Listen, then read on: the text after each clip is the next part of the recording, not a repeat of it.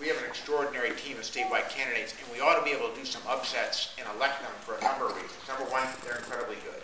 I think that Gekas has run the most articulate, thoughtful campaign for lieutenant governor, talking about real issues that we've seen in a long, long time. So thank you, Cass, and we think you're going to win.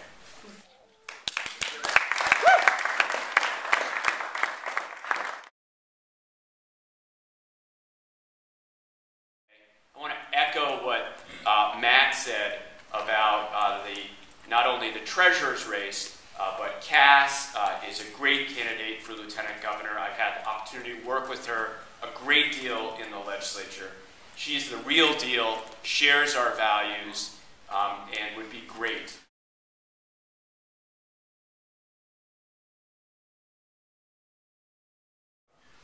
Last thing I just want to say is that I have had the pleasure of working with Cassandra Gekas in the legislature, and we had some of these early conversations about why she should run for office and whatnot. And I'm really glad that she's doing it. And it is true that part of it is a young person who happens to be a woman, but also happens to be very articulate and knows public policy, but also knows the importance of organizing people to get things done, as I mentioned before.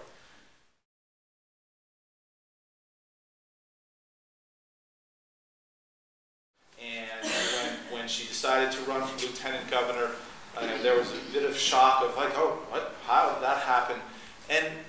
But after a half a second, we always want to see younger people, women, running for major offices in the state of Vermont. There's a dearth of people, of women in places of power, and it's an institutional thing. And so it became clear after just a minute of thinking that, yes, it was the right thing to do. So thank you for running, thank you for choosing to run, and thank you for working as hard as you are right now. So please, everyone, welcome Cass Gekas.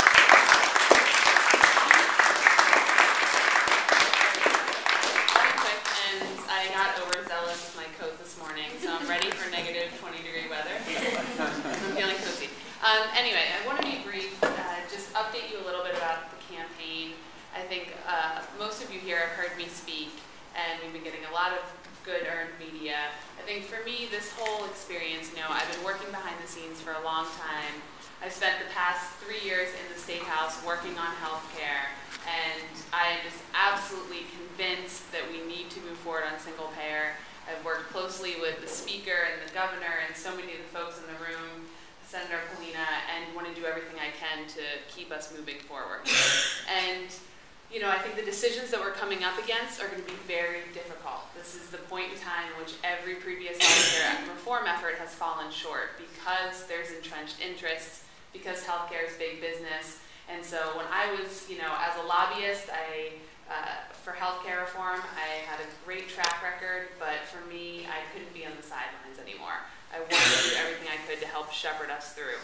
And I also realized that I was thinking bigger and wanted to tackle some other big issues that the governor's alluded to, but we need to keep moving forward on, like early childhood education and renewable energy.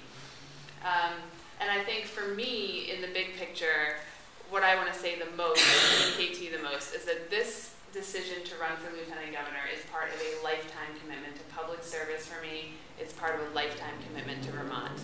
I am passionate about our communities, about the people here, about making sure that Vermont is strong and prosperous, that families can live here and play here, for hundreds of years. So this is what I want to dedicate my life to.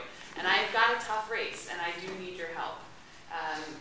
We've been out there, my campaign manager, Scott Kirby, and I, he's very loyal. I'm appreciative of him standing by my side every day. But we've been on the road 7 days a week since June 14th. And, I have an opponent who people know his name. They don't necessarily know where he stands on issues. And the places where he does take a stance, I think it doesn't fit with our goals or vision on healthcare reform, on women's right to choose, on renewable energy, on a lot of things. And the lieutenant governor plays a really critical role in the Senate, plays a critical role in backing up the governor, and can play a critical role that other 6 months out of the year on helping move us forward on big picture policy issues. So in my mind, there's a very clear choice for voters in November, and I'm doing everything I can to get out there and talk to people and be visible and learn but I need your help, and that help is neighbor-to-neighbor contact. You know, my opponent is running TV ads. You know, that's just not going to happen for us this time around. But I really do believe that, you know, a neighbor who's lived next to you for 10 or 15 years, when they hear from you that you've seen a candidate or you met a candidate and you think you're excited about them, they're a good fit for the state, I think that supersedes 5, 10, 15, 30-second ads on TV. So I really need that help. And then certainly financial resources are a struggle for all of us, I think, on down-ticket races, especially with everything that's going on at the national level. So financial support is a huge help. But most of all, I hope that this is the start of a much longer, larger dialogue. And I'm doing everything that I can to pull this off in the next 3 weeks. Kind of takes my breath away that that's all the time we have. And I'm a little relieved too, but I'm going to come back in 2 years, in another 2 years, 2-year cycles, as long as we keep them going, because this is what I love to do.